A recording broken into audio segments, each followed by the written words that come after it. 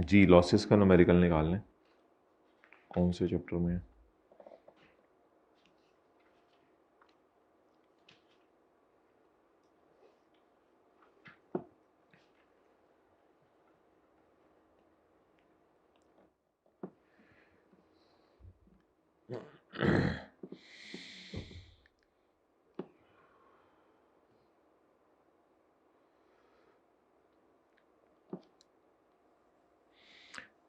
Rehan has various sources of income and has gathered the following information related to tax return.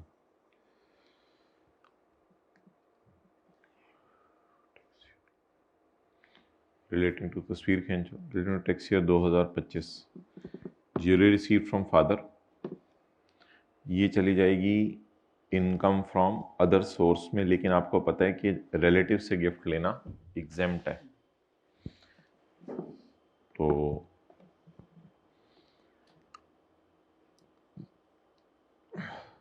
Gain on sale of jewellery, ये income from capital gain है, normal regime. Page number 360।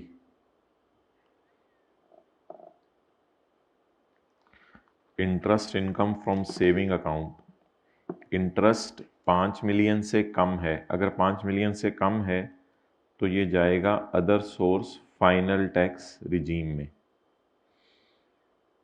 Loss on disposal of private company shares, ये चला जाएगा income from capital gain, normal regime में। Loss on disposal of shares of public company, ये चला जाएगा income from capital gain separate block में। Gain on disposal of government securities, ये government securities बेचना सिक्योरिटीज के चैप्टर में आएगा, ये भी कैपिटल गेन सेपरेट ब्लॉक में जाएगा। Business loss from United Arab Emirates, income from business foreign source. बाहर के बिजनेस के लॉसेस पाकिस्तान के बिजनेस के लॉसेस में से माइनस नहीं हो सकते, लेकिन पाकिस्तान का बिजनेस लॉस है ही नहीं। Loss from other source. अब हमारा जो डेटा सिंप्लीफाई होना है उसमें ये एक आ रहा है capital gain normal regime, capital gain normal regime, और इसके अलावा capital gain separate block, capital gain separate block. इसके अलावा हमारा कोई डेटा ऐसा नहीं है जो सिंप्लीफाई होना हो। तो as a working one data को सिंप्लीफाई कर लेते हैं।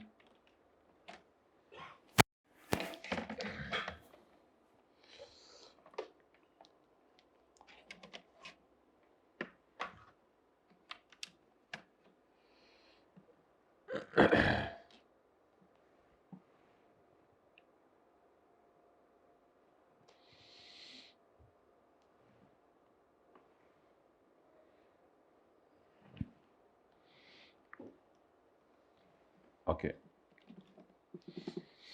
Income from gain on sale of jewellery आ रहा है और loss on disposal of private company shares आ रहा है। तो income from capital gain normal regime,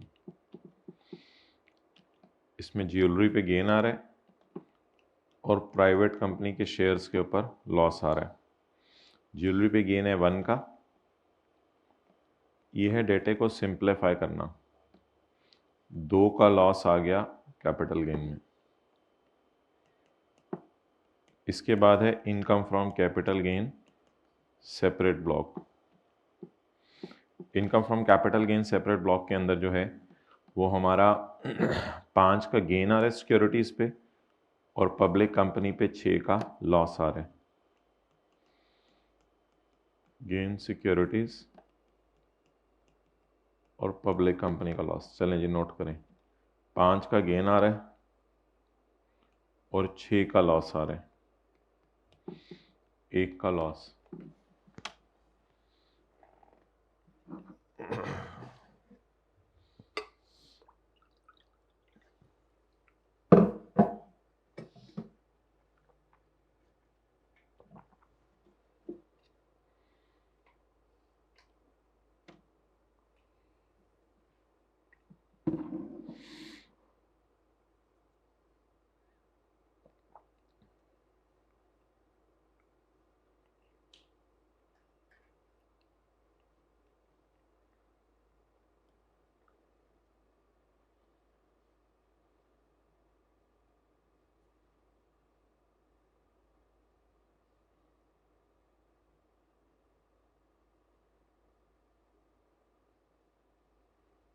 okay, अब देख लें नॉर्मल रिजीम में क्या क्या बच गया है। ये तो एग्जेम्प्ट इनकम है।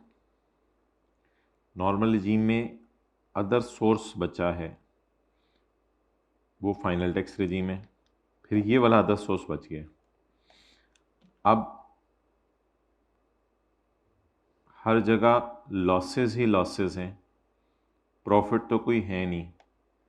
अच्छी बस एक भी नहीं है। ये एग्जेम्प्ट इनकम है, ये एफटीआर इनकम है, ये ऑलरेडी लॉस है, ये ऑलरेडी लॉस है। अच्छी बस कोई है ही नहीं।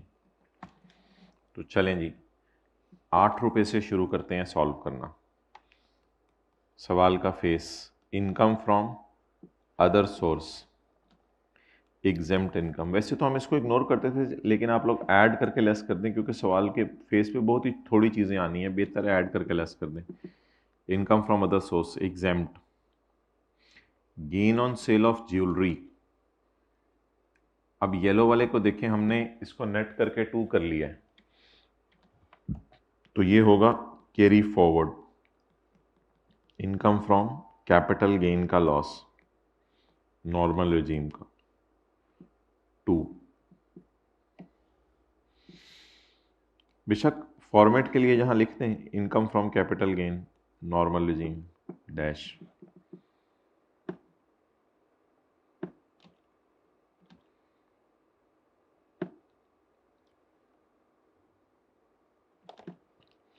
Income from other source FTR 4 million,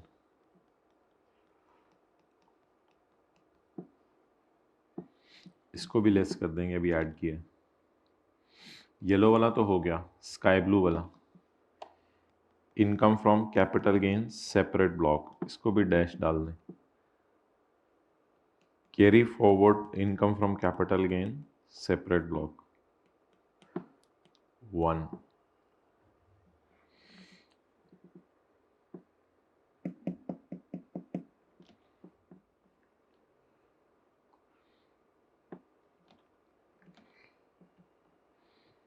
business loss, income from business loss,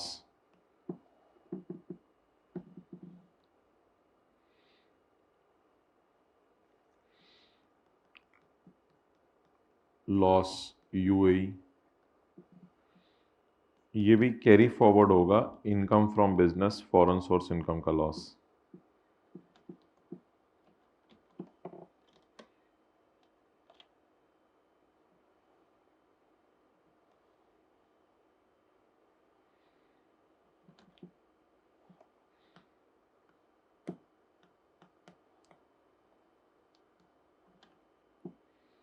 loss other source, income from other source भी डैश डाल दें। Income from other source loss, ये डेड हो जाएगा, अदर सोर्स का लॉस डेड हो जाएगा।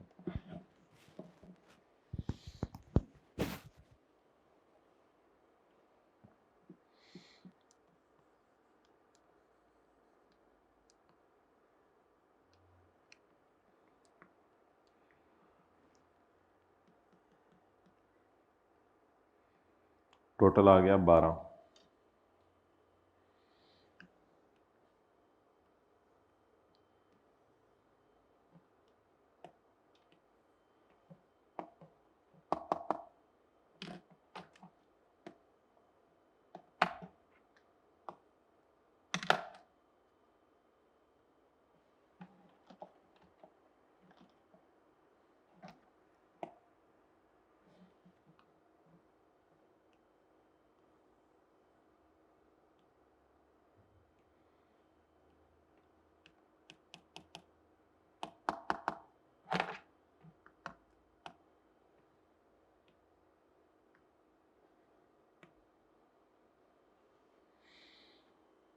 अब इसमें से 8 और 4 माइनस कर दें, क्योंकि 8 एग्जेम्प्ट इनकम है और 4 जो है फाइनल टैक्स रिजीम है।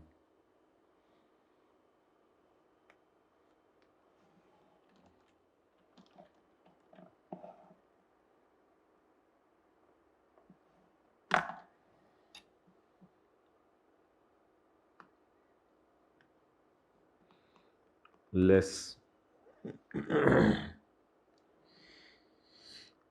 एग्जेम्प्ट इनकम और फाइनल टैक्स रिजीम इनकम।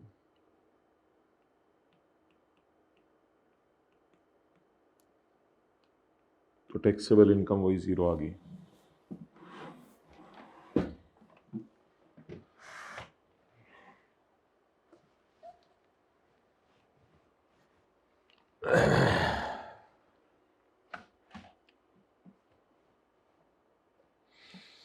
अच्छा जी।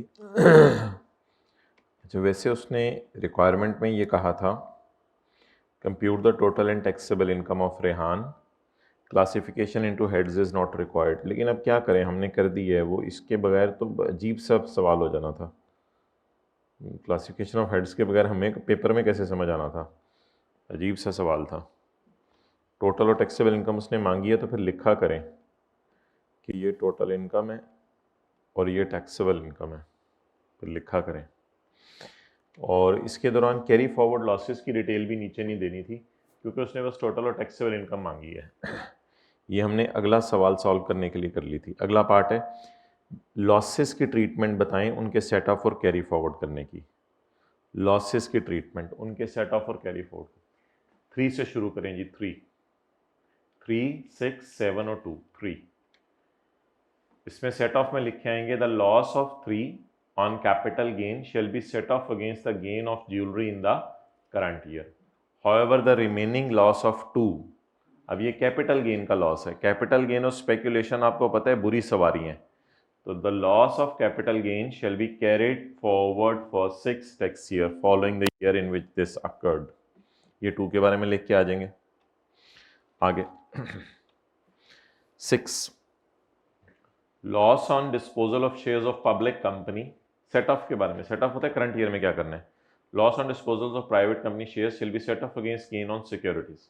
However the remaining loss of 1 shall be carried forward for 3 tax year following the year in which the loss occurred। ये अगले 3 साल तक कैरी फॉरवर्ड होगा। That is, it can be carried forward till tax year 2028। 25 है तो 26, 27, 28। और इसके बारे में foreign business loss will not be set off against any other profit in the current year. Set of तो हो ही नहीं सकता, क्योंकि हर फॉरेन लॉस हमने कहा था अगले 6 साल तक कैरी फॉरवर्ड होगा। However, it shall be carried forward for the next 6 years। Loss from income from other source will not be set off against any other head and will not be carried forward। क्योंकि other source के loss के बारे में हमने पढ़ा हुआ है, ना सेट ऑफ होते हैं ना कैरी फॉरवर्ड होते हैं।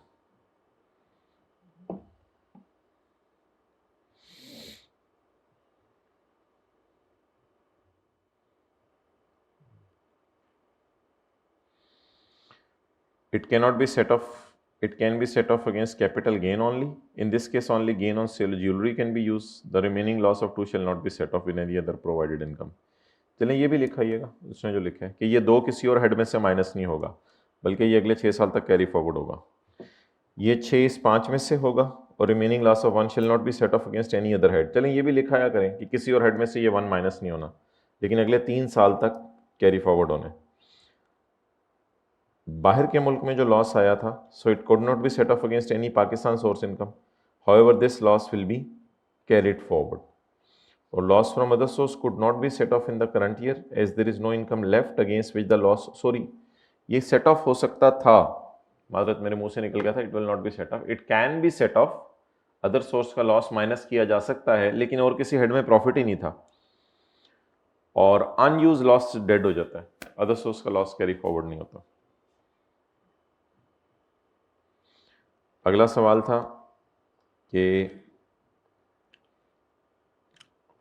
Identify the individuals who are required to file return of income based on asset ownership. सिर्फ एसेट ओनरशिप तो जिसके पास गाड़ी है, लैंड है, वो है। फॉरेन इनकम एसेट स्टेटमेंट है, तो एसेट ओनरशिप की बेस पे तो इन्होंने करना है। हाँ, इसमें वो देखेंगे कि इसमें उसने सिर्फ फॉरेन एसेट्स इनकम स्टेटमेंट नहीं लिखा, उसने अलग पूरा बताया है कि जिसके पास 1 लाख US डॉलर हो फॉरेन मुल्क में, और फॉरेन इनकम नहीं लिखा उसने। बस हमने पढ़ा था फॉरेन इनकम वाले ने भी रिटर्न जमा करवानी होती है, लेकिन इसने पूछा हुआ है बेस्ड ऑन एसेट ओनरशिप, इसलिए उसने सिर्फ ये डॉलर वाली बात की है। अच्छा जी, चैप्टर 18 का सवाल निकालने जो हमारा रहता था। चैप्टर 17 का क्वेश्चन नंबर 1, पेज 455.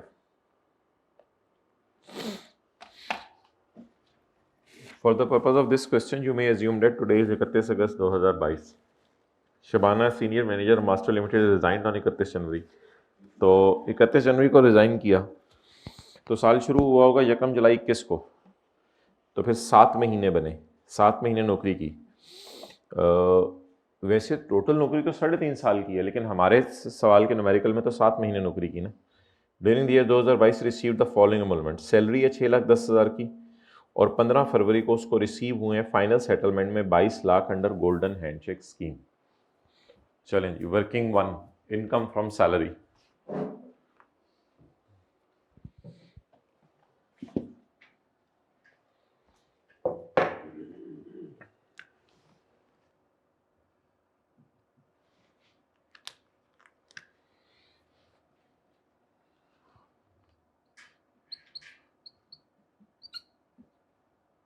जी, इसकी बेसिक सैलरी इस 6,10,000 पर मंथ मल्टीप्लाइड बाय 7 मंथ्स. जी जवाब बताएं क्या आ रहा है? 4270.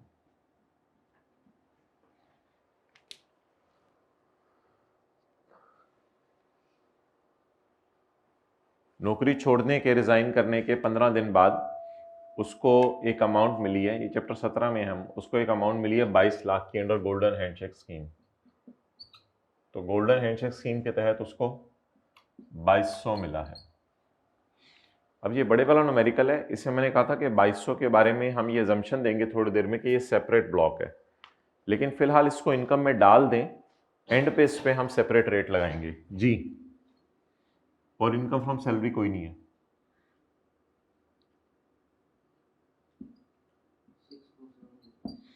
सिक्स 470.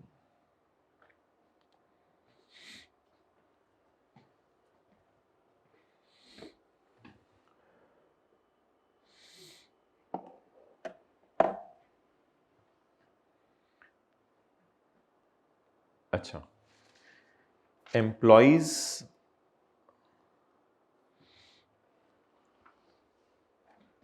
कुछ पैसे जमा करवाते हैं, हमने पढ़ा था चैप्टर नंबर 6 में, एज अ कंट्रीब्यूशन.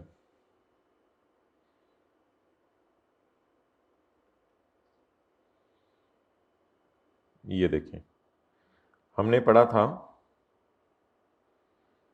कि एक एलिजिबल पर्सन जो कि सैलरी या बिजनेस कमा रहा हो, ये शर्त है, इसमें ये सैलरी कमा रही थी, उसको टैक्स क्रेडिट माइनस करने की इजाज़त है अगर वो प्रीमियम पे करे अपनी खुशी से इन अप्रूव्ड पेंशन फंड. ये गवर्नमेंट ने बनाया होता है, ये एम्प्लॉयर ने नहीं बनाया होता. इसकी निशानी ये है, इसके साथ आगे लिखा होता है वॉलंटरी पेंशन सिस्टम रूल हुकूमत ने बनाए थे 2005 में.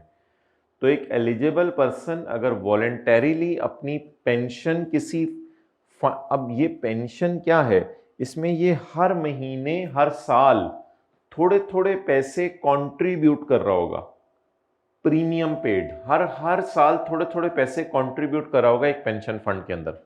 करते करते करते जब ये 60 साल का होगा तो इसी के अपने पैसे करोड़ों में बदल गए होंगे.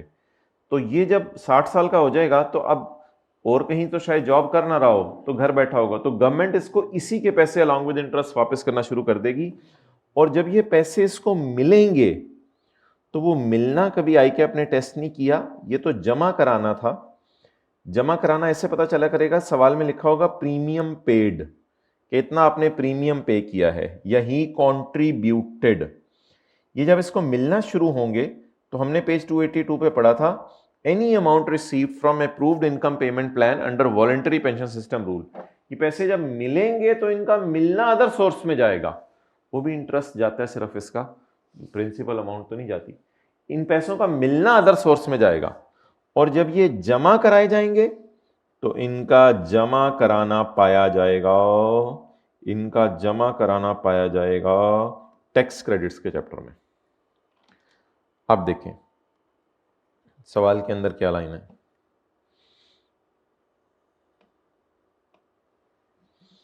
During the year she contributed 5 lakh to an approved pension fund under voluntary pension system rules. तो she contributed, तो टैक्स क्रेडिट्स का चैप्टर लगेगा, चैप्टर नंबर 6, she contributed। तो इसको हम पेपर में लिख जाया करेंगे सिक्के की पेंसिल से कि एंड पे हमने टैक्स क्रेडिट देने, अभी तो इग्नोर करें। ये तो वैसे स्टूडेंट के समझने के लिए मैंने लाइन डाली है। It is different from employer contribution to pension fund. Employer जो पेंशन फंड में पैसे कंट्रीब्यूट करता है वो अलग चीज है। कई दफा एक सवाल में लिखा हुआ था कि एम्प्लॉयर ने पेंशन फंड में पैसे कंट्रीब्यूट कर दिए, वो अलग चीज है, वो बिल्कुल अलग चीज है। एम्प्लॉयर कॉन्ट्रीब्यूटेड, बंदा कॉन्ट्रीब्यूटेड तो चैप्टर 6, बंदा वॉलेंटरी पेंशन सिस्टम फंड में पैसे जमा कराए तो चैप्टर 6, यानी आपको टैक्स माफ होगा। एम्प्लॉयर कॉन्ट्रीब्यूटेड पैसे टू पेंशन फंड, या वो इस बात का मतलब यह है कि एम्प्लॉयर अक्लमंद है, एम्प्लॉयर ने एक पेटी खरीद ली है और एम्प्लॉयर एम्प्लॉय के लिए पैसे अलग करके उस पेटी में रखी जा रहा है ताकि एम्प्लॉयर जब वो एम्प्लॉय रिटायर हो तो उस वक्त उसको कुछ पैसे दे दे। ये देखें एक सवाल में लिखा होता है an amount equal to, page 460 पे मत खोले, an amount equal to 1 basic salary was paid by employer to pension fund. ये पैसे इसने जाके जमा नहीं करवाए हुकूमत के वॉलेंटरी पेंशन सिस्टम रूल में, ये पैसे एम्प्लॉयर ने एक बास्केट में रख लिए इसके लिए ताकि जब ये रिटायर हो तो एम्प्लॉयर अपनी जेब से इसको पेंशन दे। इसको हमने कहा था इग्नोर किया करेंगे क्योंकि जब पेंशन रिटायरमेंट के टाइम पे मिलेगी फिर देखेंगे क्या करना है, अभी तो सिर्फ एम्प्लॉयर जमा करवा रहा है। तो इसलिए मैं कह रहा हूं कि ये एडजस्टमेंट तो पेज 460 की एडजस्टमेंट है, तो इसकी हमने एक पेज 460 के ऊपर इसकी एक रिवीजन सी की थी। ये एडजस्टमेंट 460 वाली है। इस नोट वाली एडजस्टमेंट को इग्नोर करना होता है। नेक्स्ट,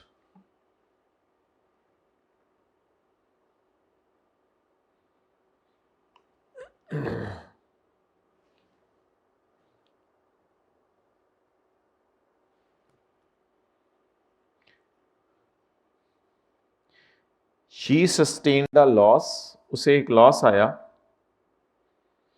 किस चीज का लॉस आया उसे? She sustained a loss on renting out, उसको रेंट आउट करने के ऊपर building together with plant and machinery. तो ये इनकम फ्रॉम अदर सोर्स का आपका लॉस है।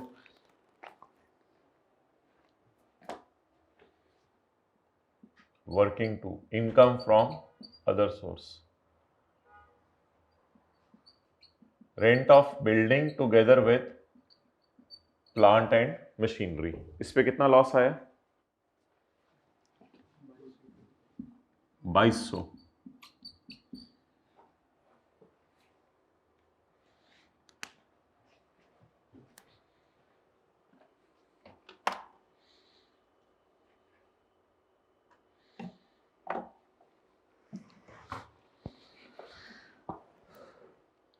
अच्छा जी, अब ये बड़ी इंपॉर्टेंट एडजस्टमेंट है।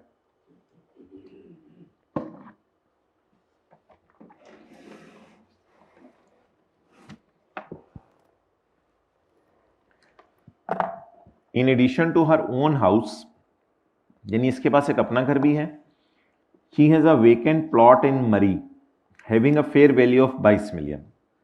अब सवाल में ये मसला है कि इसने वेकेंट प्लॉट की वैल्यू नहीं दी, सॉरी वेकेंट प्लॉट की दे दी है, इसकी अपने घर की वैल्यू नहीं दी, हर own house.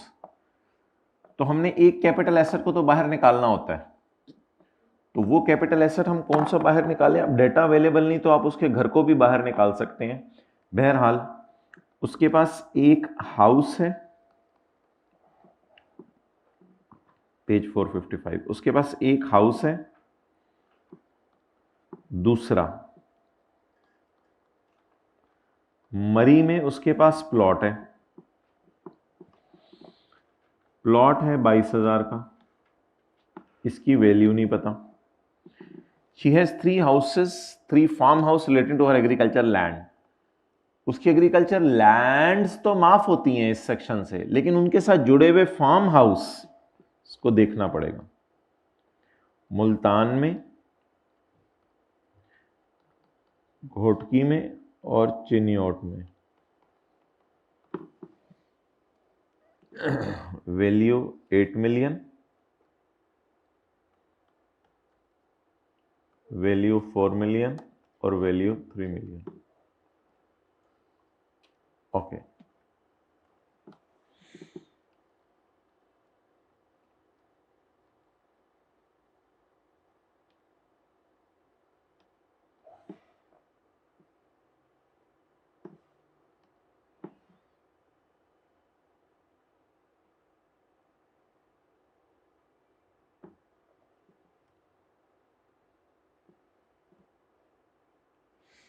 the following properties are excluded. One capital asset owned by resident person, one and पे डिसाइड करेंगे कौन सा। अच्छा, उसके बाद प्लॉट वगैरह मरी वाला तो एक्सक्लूड किसी पॉइंट के तहत होना नहीं। पॉइंट सी में आ जाए, excluding farm house. On farm house बड़े वाला सेक्शन 7E विल अप्लाई। बड़े वाले फार्म हाउस पे सेक्शन 7E लगेगा। बड़ा फार्म हाउस कौन सा है? जिसका टोटल एरिया 2000 से ज्यादा और कवर्ड एरिया, कवर्ड जिसमें तामीर हुई हो, वो 5000 स्क्वायर फीट से ज्यादा। और सिंगल ड्वेलिंग यूनिट मींस एक ड्वेलिंग, यानी एक ही इलाका है वो, तो एक ही के तौर पे यूज हो रहा होगा। सवाल साइलेंट है तो उसमें तो कोई मसला नहीं। अच्छा, ये दोनों शराइत पूरी होनी जरूरी है। अब इसका टोटल एरिया 2200 है और ये 8000 स्क्वायर फीट है, तो 2200 और 8000 स्क्वायर फीट, ये तो बड़े वाला हो गया। घोटकी वाला, घोटकी वाले में टोटल एरिया 1600 है और कवर्ड एरिया नहीं। ये दोनों चीजें जरूरी होनी जरूरी है, तीनों चीजें जरूरी होनी चाहिए। तो माना कि इसका कवर्ड एरिया, बल्कि दोनों ही कम है, इसके तो दोनों ही कम है। चिन्योट वाले का ये फिगर ज्यादा है, लेकिन उसमें इसका तीनों शराइत असल में पूरी होनी जरूरी है, दूसरी शर्त पूरी नहीं हो रही, तो that's why it will also be considered as छोटा। तो इनके ऊपर तो ये सेक्शन लगता ही नहीं, इसके ऊपर नहीं ये लगेगा ये सेक्शन। पीछे बच गई तीन चीजें, पीछे बच गई। अब अगर हाउस की वैल्यू दी होती तो बेहतर डिसीजन होता, फिर हम तीनों में से हायर को एक्सक्लूड करते हैं सेक्शन में। वन कैपिटल एसेट में रिलैक्सेशन है, लेकिन हाउस की वैल्यू नहीं दी हुई, तो आप कह सकते हैं कि मैं इसको एक्सक्लूड कर रहा हूं, हाउस की वैल्यू फिर दी नहीं होगी, फिर सवाल सॉल्व नहीं हो सकेगा। तो बेहतर है भाई, आइंदा हाउस की वैल्यू डाल देंगे, तस्वीर खींचना। तो बेहतर है अभी आप ऐसा करें कि हाउस को एक्सक्लूड कर दें, वन कैपिटल एसेट, इसको एक्सक्लूड कर दें, पीछे ये दोनों बच गए। अच्छा, अब इन दोनों के लिए ये शर्त है कि टोटल, तस्वीर खींचो, total should be greater than 25 million. वो शर्त पूरी हो रही है। देखें, पहले बाहर निकालने वाले बाहर निकालने होते हैं, मुझे याद कराइएगा, मॉक में इसका सवाल एक डालेंगे। पहले बाहर निकालने वाले बाहर निकालने होते हैं, फिर जो बच जाएं उनकी वैल्यू अगर 25 मिलियन से ज्यादा हो तो फिर ये सेक्शन लगेगा, वरना नहीं लगेगा ये सेक्शन। अच्छा, इसको कहां डालें? नहीं, इसको बेहतर है कि अदर सोर्स में डाल दें। कैपिटल गेन में वो चीजें आती हैं जो कैपिटल गेन के चैप्टर में तो ये हमने डाला हुआ है। कैपिटल गेन में सॉर्ट ऑफ वो चीजें आती हैं जो बिक गई हैं, ये बिकी नहीं है, ये पड़ी पड़ी है, तो बेहतर है अदर सोर्स में डाल दें। और इस पर सेपरेट रेट है, अदर सोर्स में इसको सेपरेट ब्लॉक में डाल दें और इस तरह शो कर दीजिएगा बेशक। ओन हाउस, इसको इग्नोर कर दीजिएगा। प्लॉट, लेकिन इससे पहले ना सारा सोच लीजिएगा कि किस किस पे अच्छा 20% लगना है या 5% लगना है? पहले क्या लगना है? 20%। इनकम में 20% जाना है, फिर टैक्स 5%। पहले डिसाइड कर लीजिएगा ग्रेटर देन 25 मिलियन है। जब डिसाइड हो जाए ग्रेटर देन 25 मिलियन है, फिर हर ग्रेटर देन 25 मिलियन में जो जो फिगरें आपने डाली थी, जिसकी वजह से मार्कर लाइन, जिसकी वजह से 25 मिलियन बना, तो उन पे फिर 5% लगाते रहे। 20% जी 400, ये सेपरेट ब्लॉक। उसके बाद Multan farm house 8000 multiplied by 20%, 1600। इसके बाद घोटकी और चिन्योट को इग्नोर कर दें, डैश डाल इस तरह प्रेजेंट कर दीजिएगा, यानी 5% लगा के इनकम में डाल दीजिएगा, 20% लगा के इनकम में डाल दीजिएगा जी।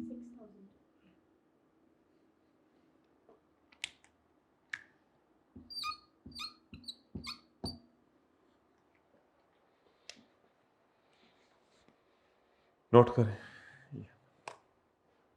Working 3।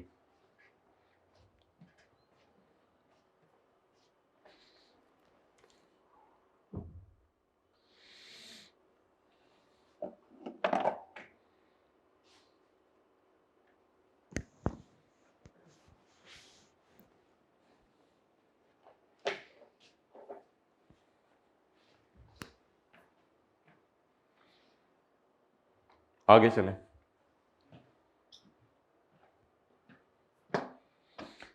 During the year she started a new business in Pakistan. Following information is available. Her sales stood at 20 million. Her miscellaneous expenses stood at 23 million. जी working number 4. Income from business. Her sales stood at, sale से चलते हुए allowed खर्चे minus कर दें, miscellaneous expenses 23,000।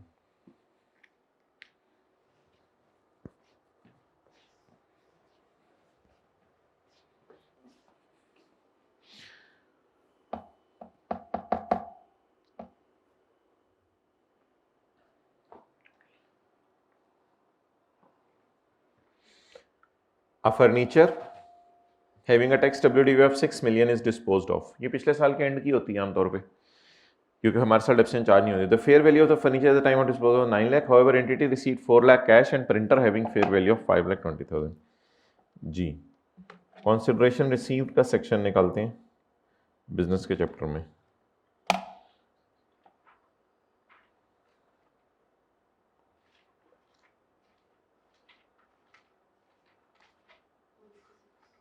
Page number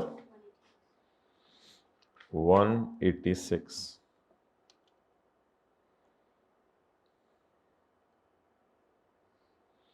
Consideration received. The consideration received on disposal shall be total amount received or fair market value, whichever is higher, including the fair value of any consideration received in kind. Okay. What is the fair value of furniture at the time of disposal? 9 lakh. However, हमें क्या मिला? 4 lakh और 5 lakh 20। जरा तसल्ली से समझिएगा, जाने वाली चीज की फेयर वैल्यू क्या है? जाने वाली चीज की 9 लाख। जो आ रही है वो क्या है? 4 लाख और 5 लाख। इन दोनों में से अब हायर लेना है। ये आज पहली दफा करने लगे हैं क्योंकि कभी आईकैप में टेस्ट नहीं हुआ।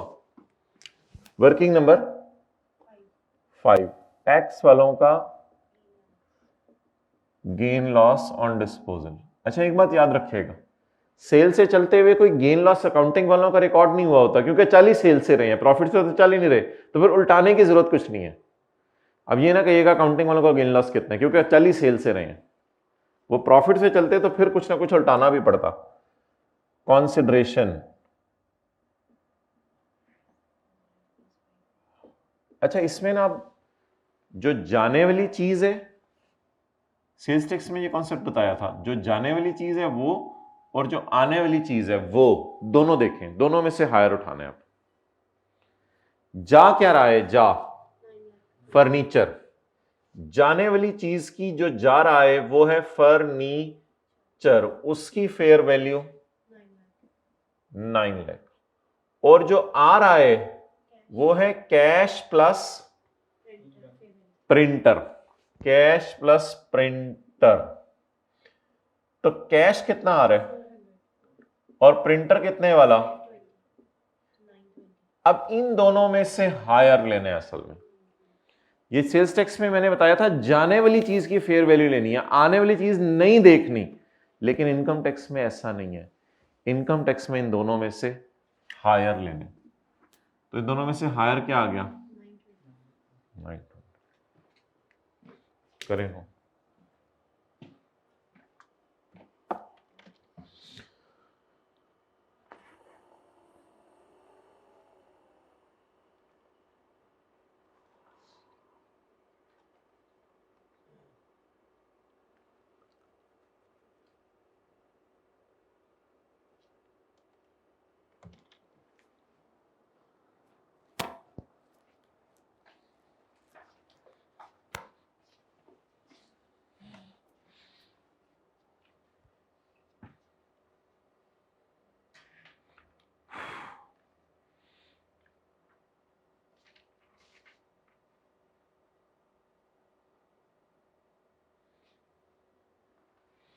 Okay, what is the tax WDV?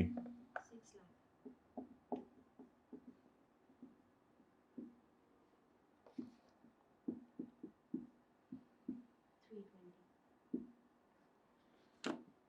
Add tax gain.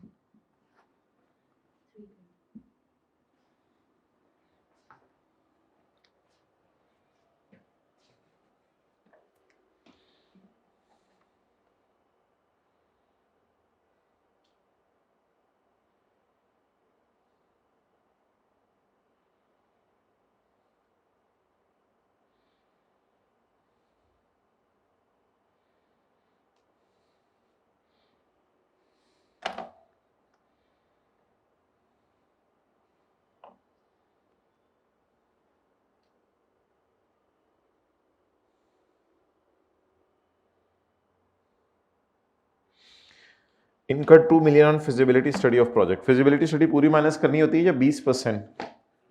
20% less feasibility study. जी जी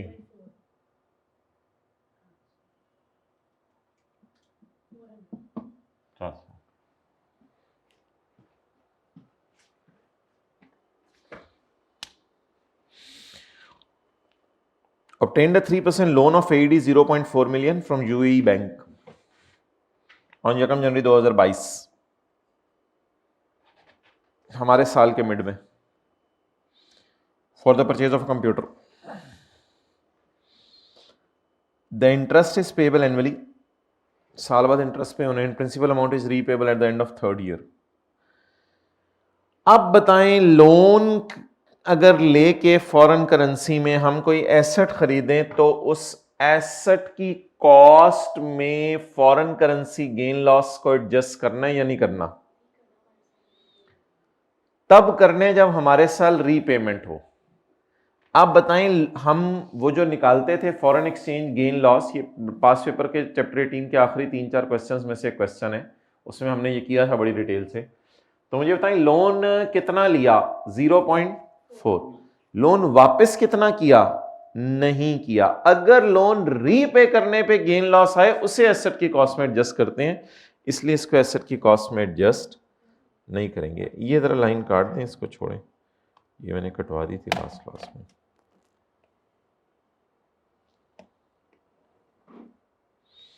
okay, obtained a 3% loan of AED 0.4 million।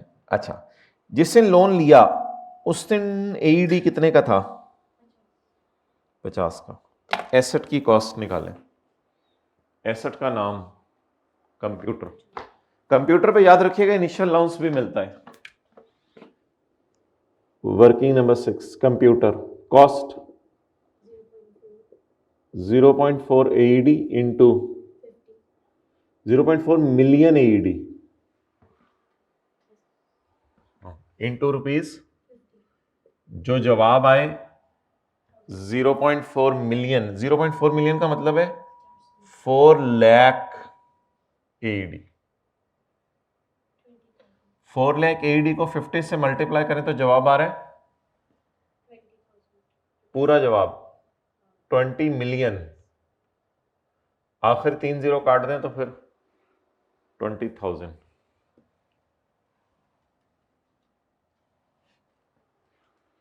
अच्छा, कंप्यूटर पे भी और प्लांट पे भी, इन दोनों पे इनिशियल अलाउंस मिलता है। शर्त यह है कि ये नए हो या फिर जो है वो सेकंड हैंड बाहर के मुल्क से हो, फिर भी मिल जाता है। Less initial allowance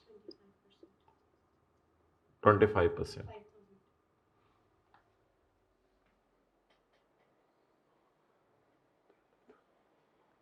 Installed computer at a cost of 10 million on 14 March, 10% of computer is used for personal purpose। ओ तेरी खैर।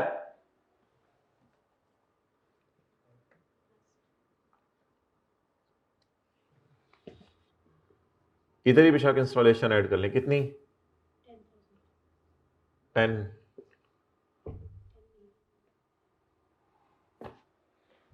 10 मिलियन। ये सही है ये 20,000। 4 लाख इंटू 50 क्या जवाब आ रहा था?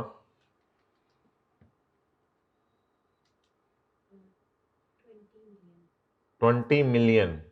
तो ठीक है, फिर इतनी महंगी इंस्टॉलेशन होगी इस सवाल में। Installed at a cost of 10 million. Okay, what is the cost final? Less initial allowance. लेकिन इसमें ना वो भी डालना है, हमारा बिजनेस में कितना यूज हो रहा है और उसमें कितना यूज हो रहा है। तो 20,000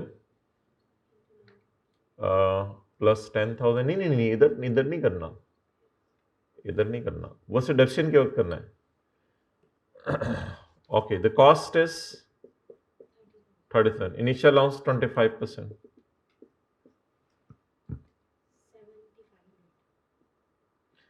अच्छा, ये बात लिख लें, इनिशियल अलाउंस को ना पोर्शन नहीं करना होता। 10% और 90% बिजनेस में, 10% पर्सनल। तो इनिशियल अलाउंस को पोर्शन नहीं करना, अपोर्शन सिर्फ करना है टैक्स डिप्रिसिएशन को, क्योंकि ना डेप्सियन के सेक्शन में लिखा हुआ है पोर्शन करो, इनिशियल अलाउंस के सेक्शन में नहीं लिखा हुआ पोर्शन करो।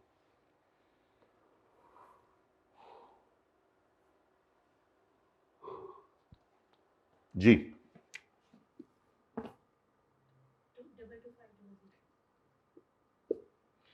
आप डेप्रिसिएशन बताएं।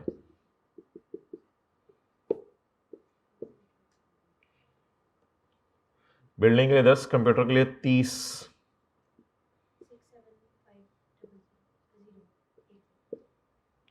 इसका आप 90% लें, 90%।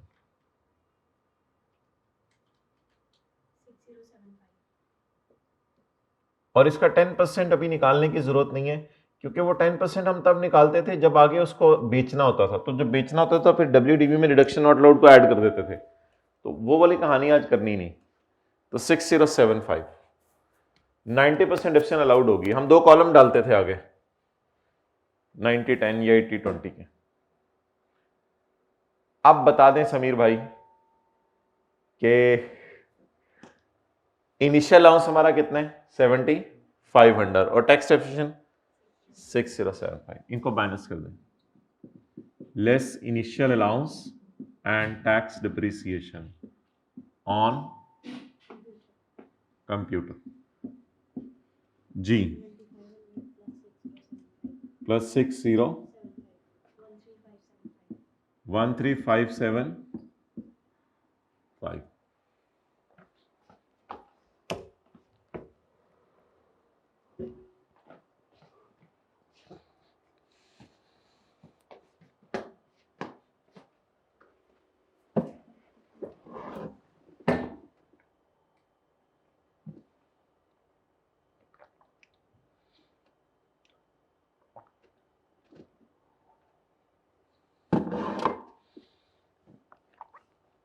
भाई इससे पिछले जितने सवाल दिए हुए थे ना, उन सवालों के अंदर याद रखिएगा,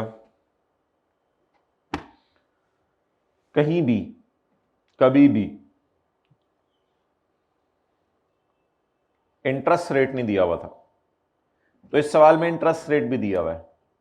तो बिजनेस का इंटरेस्ट, बिजनेस का नॉर्मल खर्चा है, तो लोन के ऊपर इंटरेस्ट निकालेंगे। लोन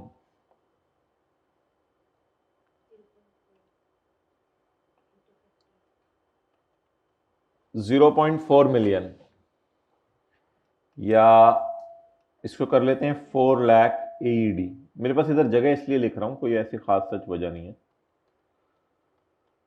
4 लाख AED पर इंटरेस्ट है 3%। पहले इंटरेस्ट निकालेंगे, फिर उसको एक्सचेंज रेट से मल्टीप्लाई करेंगे, जैसे नॉर्मल क्लास में अकाउंटिंग की करते थे। बोरोइंग कॉस्ट में loan into interest rate is equal two into 6/12, क्योंकि लोन लिया 1 जनवरी 22 को और हमारा ईयर एंड हो रहा है 30/6/22। जिस तरह आप करते थे FR1 की क्लास में, स्पेसिफिक लोन नहीं लेते थे बोरोइंग कॉस्ट के लिए। स्पेसिफिक लोन एक जनरल लोन होता है। स्पेसिफिक लोन में आप लोन पकड़ते थे, multiplied by interest rate multiplied by 6/12 9/12 is equal to 6000 AED। 6000 AED। अच्छा, अब ये ना हमारे लॉ में कहीं लिखा नहीं हुआ, अकाउंटिंग में पढ़ाया जाता है, तो इंटरेस्ट एक्सपेंस और इनकम के लिए ना एवरेज रेट यूज करते हैं। ये भी कॉर्पोरेट रिपोर्टिंग में पढ़ाया जाता है, FR2 में पढ़ाया जाता है।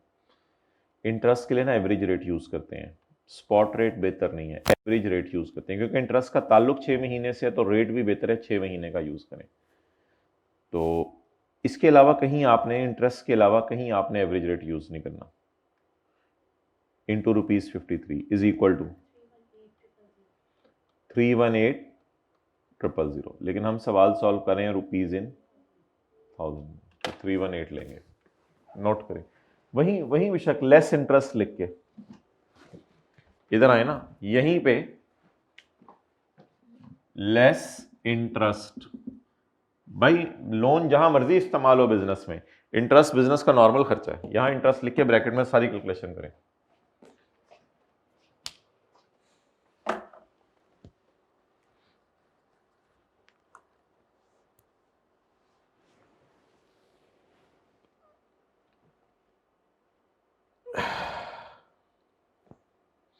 जी कितना निकला इंटरेस्ट ऑन लोन? 318। कैलकुलेशन देख लें दोबारा। लोन कितना लिया था? 4 लाख AED। उस पर इंटरेस्ट कितना बना? 3% to 6/12 is equal to 6000 AED। 6000 AED को 53 से मल्टीप्लाई कर दिया। जी जवाब 318। टोटल कर दें।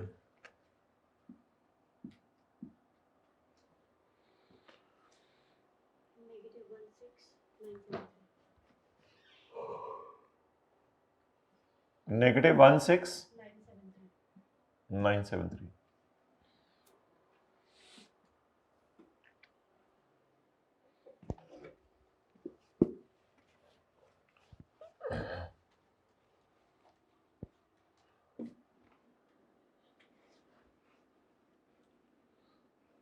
ओके,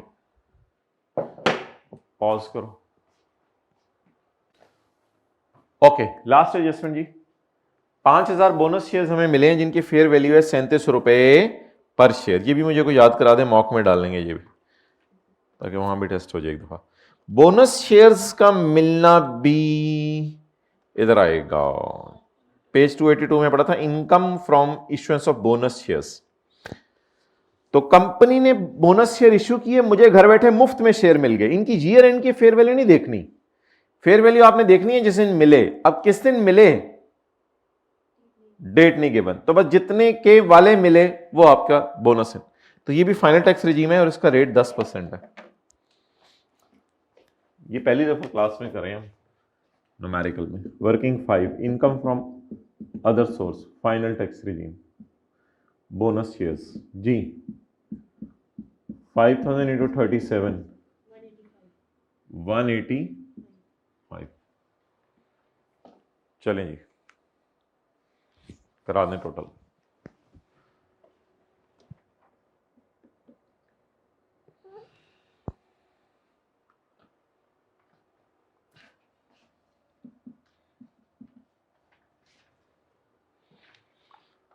अच्छा जी, अब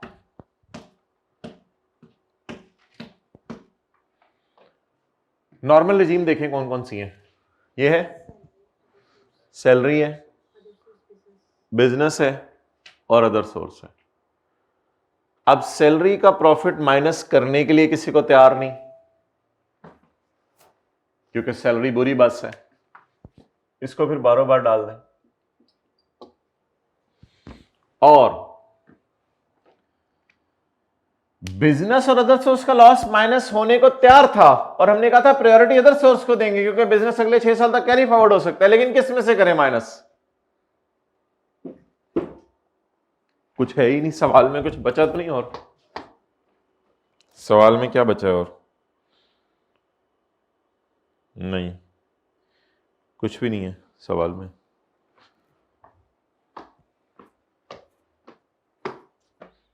बस ठीक है, फिर इधर भी शक लिख दीजिएगा, income from business, income from other source. Carry forward income from business का लॉस कितना? लेकिन अदर सोर्स का डेड हो जाएगा, ये अब कैरी फॉरवर्ड भी नहीं होगा जी। अब बाकी उठा लें सारे, अब बाकी उठा लिया करें। Income from other source separate block, deemed income 6000, income from other source final tax regime 185।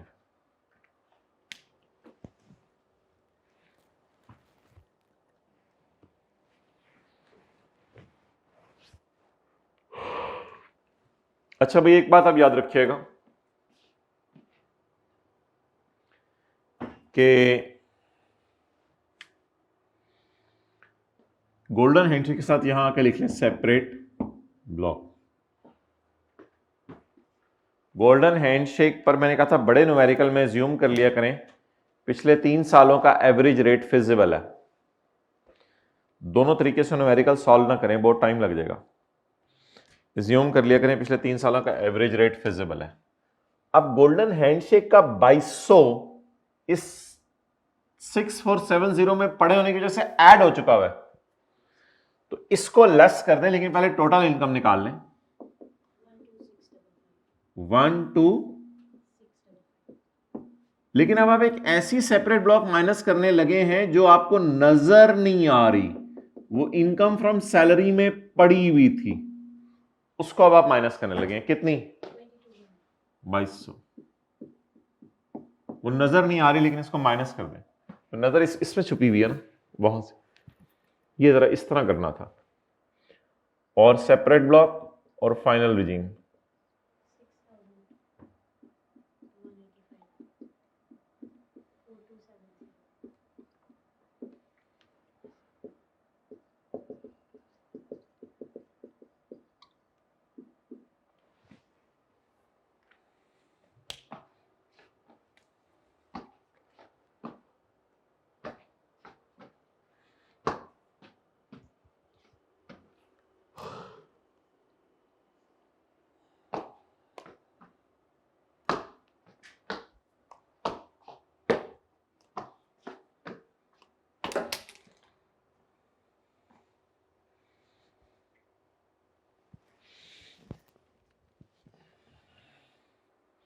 Ji. Tax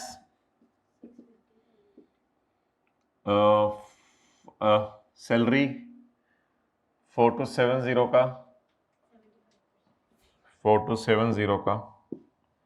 75% लें।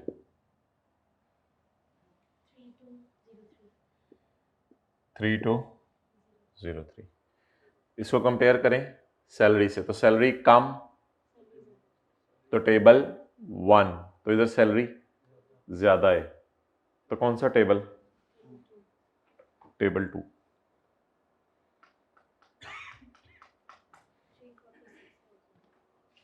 थ्री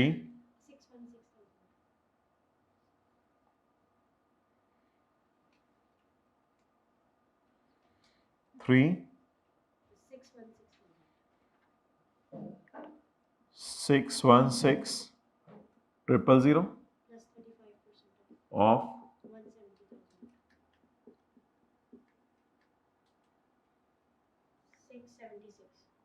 चेक कर लें, कोई और भी एहतियात है। 676।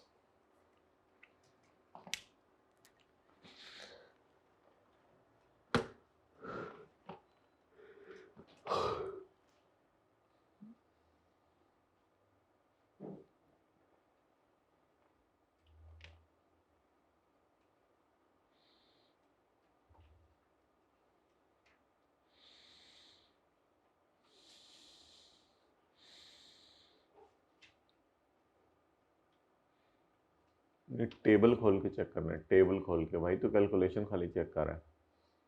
चलें ठीक है, तसल्ली है तो ठीक है, आगे चलें। Less tax credit under section 60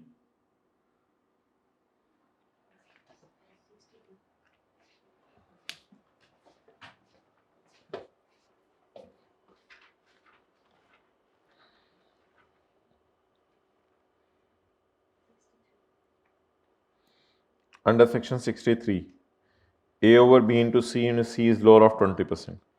So the contribution is 5 lakh.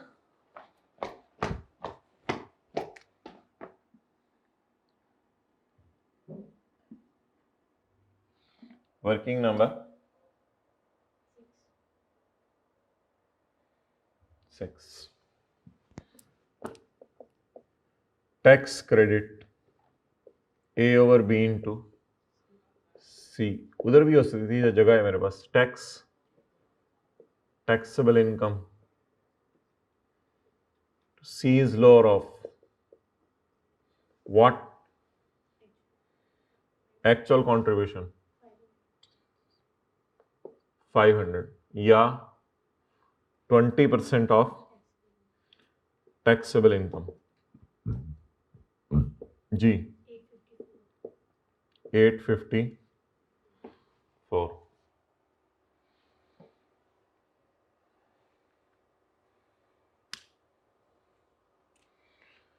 Ji what is lower? 500। जवाब 79।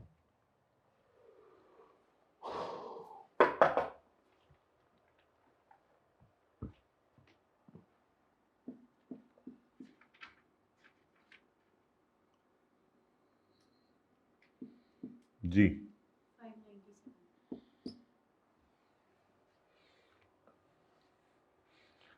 597।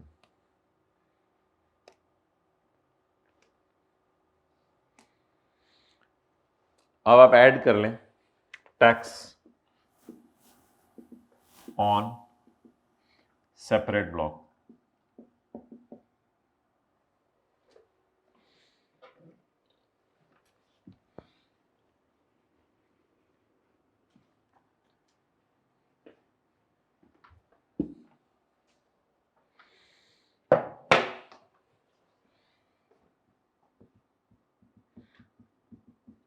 Tax on separate block, golden handshake और डीम्ड इनकम। जी golden handshake 2200, deemed income 6000।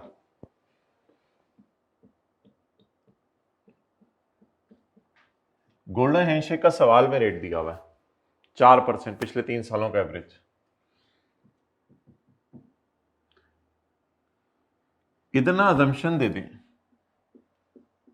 assuming 3-year average rate is feasible, ये assumption दे दीजिएगा, assuming 3-year average rate is feasible.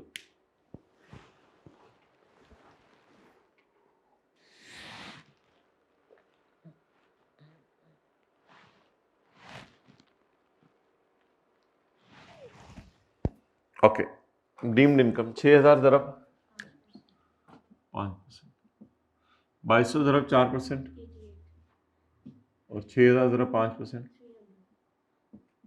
300। चलें, इसका सब total की जरूरत नहीं है। Add tax on final tax regime, add tax on bonus shares, FTR जी 185 इंटू 10%। ये 10% रेट अदर सोर्स के चैप्टर के सफ़ों पे दिया हुआ है जी, 185 इंटू 10%, ग्रैंड टोटल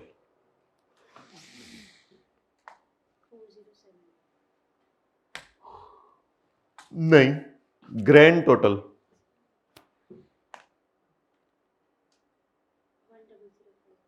मतलब इसमें अब नॉर्मल रिजीम भी है, सेपरेट ब्लॉक भी है, फाइनल टैक्स रिजीम भी है। 1 जी, क्या माइनस करना है इसमें से? 1004 में से। मॉक के न्यूमेरिकल में हम कोशिश करेंगे बिजनेस में सारी वो जो 2-3 नई एडजस्टमेंट्स आपकी आपने डाली है ना इस दफा वो डालें, क्योंकि वो पास पेपर में रिवाइज नहीं हुई कहीं जी। लेस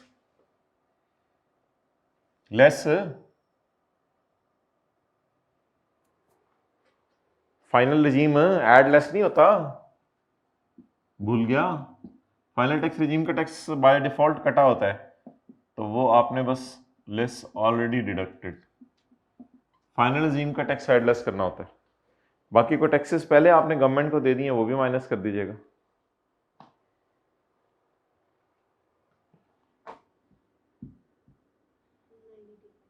$985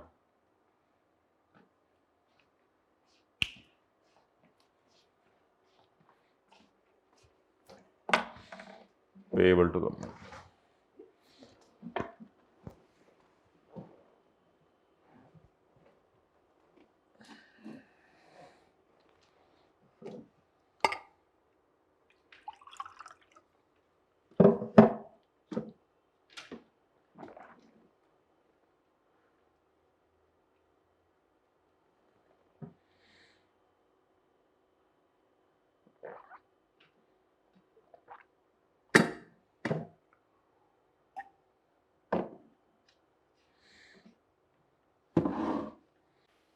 ओके अच्छा, ये ना एक चीज़ ज़रा याद रखिएगा,